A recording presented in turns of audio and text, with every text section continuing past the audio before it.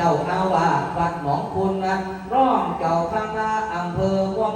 30ทิศไพละนิเวศรักษาเขตแห่งคลองพัง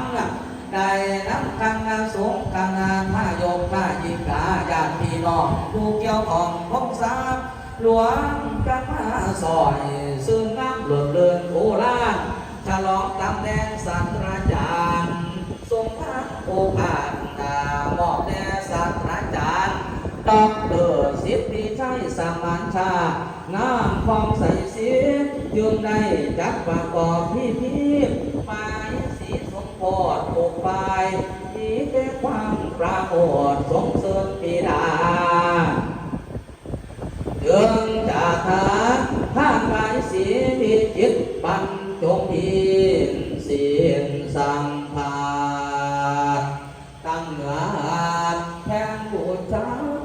จึงได้ผลไขว่หาตามทางมีทั้งหัวมันและหัวเบื่อเลือกเอาได้